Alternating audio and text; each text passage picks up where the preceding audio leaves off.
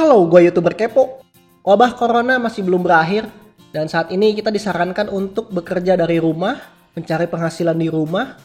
Tapi tahukah kalian, wabah corona selain membahayakan kesehatan juga membahayakan perekonomian. Bersyukurlah kalian yang masih bisa kerja dan mendapatkan penghasilan walaupun di rumah aja. Masih banyak yang tidak seberuntung kalian. Seperti beberapa warga Jakarta yang terpaksa tinggal di kaki lima atau bahkan tidur di emperan karena mereka tidak mampu membayar tempat kos atau kontrakan. Pekerjaan mereka terganggu bahkan terhenti karena wabah ini, membuat penghasilan mereka jadi sedikit atau bahkan tidak ada sama sekali. Salah satu lokasi tempat warga kurang mampu berkumpul atau istirahat kala malam tiba adalah di kawasan Tanah Abang, Jakarta Pusat. Warga yang tak memiliki tempat tinggal tidur di trotoar dengan alas seadanya. Mereka mendapat bantuan makanan dari relawan sosial dan warga. Beberapa warga yang terpaksa tidur di emperan toko menjelaskan mereka harus menggelandang karena tak mampu lagi membayar kamar indekos setelah tempatnya bekerja berhenti beroperasi imbas pandemi corona. Kasus ini hanyalah segelintir warga Jakarta yang kehidupannya berubah dan terpuruk akibat dihantam pandemi corona. Jumlah orang dengan nasib seperti mereka bisa jadi bakal terus bertambah seiring pandemi yang belum berakhir. Ini berita gue baca di Kompas dan memang situasi sekarang itu semakin mengkhawatirkan. Reza Arab juga membaca berita ini dan tergerak hatinya untuk membantu mereka yang kesulitan.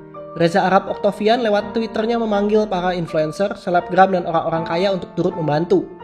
Reza Arab mengajak mereka patungan untuk menyewa lapangan basket selama 1-3 bulan untuk mereka yang kesulitan di luar sana. Menurutnya orang-orang baik seperti mereka wajib ditolong. Mereka sudah susah tapi tidak melakukan kriminalitas. Tweet Arab ini bukan hanya menarik perhatian para influencer dan netizen, tapi juga pemerintah. Arab ingin menjaga mereka yang kesulitan untuk meminimalisir kemungkinan kekacauan atau kriminalitas. Karena kita tidak tahu sampai kapan mereka akan menjadi penduduk yang baik dengan tekanan seperti sekarang ini. Arab juga bahkan sampai ditelepon oleh Gubernur Jakarta, Pak Anies Baswedan. Pak Anies bilang dia sudah membaca tweetnya dan menghargai suara Arab. Dan sekarang tim Pak Anies sedang bergerak menyiapkan beberapa gedung olahraga, keranjang, dapur umum dan semua bahan-bahannya. Yap, dari awalnya tweet untuk menyewa lapangan olahraga bersama sampai akhirnya pemerintah turun tangan sendiri untuk menyiapkan lapangan olahraga. Inilah kekuatan media sosial. Pak Anies menjanjikan semua sumber daya yang dimiliki dan Arab menjanjikan untuk tetap membagikan kesadaran masyarakat tentang ini.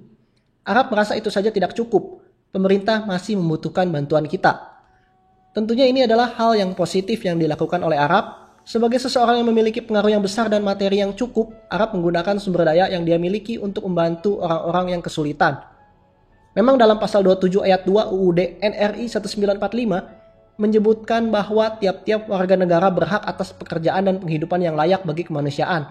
Ayat ini memuat pengakuan dan jaminan bagi semua orang untuk mendapatkan pekerjaan dan mencapai tingkat kehidupan yang layak bagi kemanusiaan. Pasal 34 ayat 1 UUD NRI 1945, fakir miskin dan anak-anak terlantar dipelihara oleh negara. Merupakan tanggung jawab pemerintah pusat dan pemerintah daerah untuk memastikan bahwa fakir miskin mendapatkan haknya. Salah satunya adalah memperoleh pelayanan perumahan yang layak dan sehat. Apabila hak tersebut tidak terpenuhi, artinya amanat dari UUD 1945 dan Undang-Undang Nomor 3 Tahun 2011 tentang penanganan fakir miskin belum dijalankan dengan semestinya. Dalam situasi saat sebelum pandemi dan juga situasi seperti sekarang ini, kalau merujuk kepada pasal tadi, memang kewajiban pemerintah untuk membantu mereka yang paling kesulitan. Apalagi saat wabah seperti ini akan semakin banyak orang yang menjadi miskin dan terlantar. Pemerintah tentu berkewajiban membantu. Dari sisi kriminalitas sudah terbukti, berdasarkan data dari Polri, kriminalitas selama PSBB, pembatasan sosial berskala besar di DKI Jakarta mengalami tren peningkatan. Secara nasional, Mabes Polri mencatat ada kenaikan kasus kriminalitas sebesar 11,8% selama 1 pekan. Kemiskinan akan meningkatkan kriminalitas dan tugas pemerintah juga untuk mencegah kriminalitas. Namun pemerintah tetap membutuhkan bantuan dari kita. Walaupun mungkin tindakan dan suara kita tidak akan sebesar pengaruh Arab yang sampai mempengaruhi pemerintah dan selevel gubernur. Setidaknya kita masih bisa melakukan hal kecil, seperti contohnya memberikan nasi bungkus kepada fakir miskin di dekat rumah kalian. Itu saja sudah meringankan beban mereka kok. Bersyukurlah kalian yang masih bisa bertanya, kita makan menu apa hari ini? Karena banyak di luar sana yang masih bertanya, hari ini makan atau enggak ya?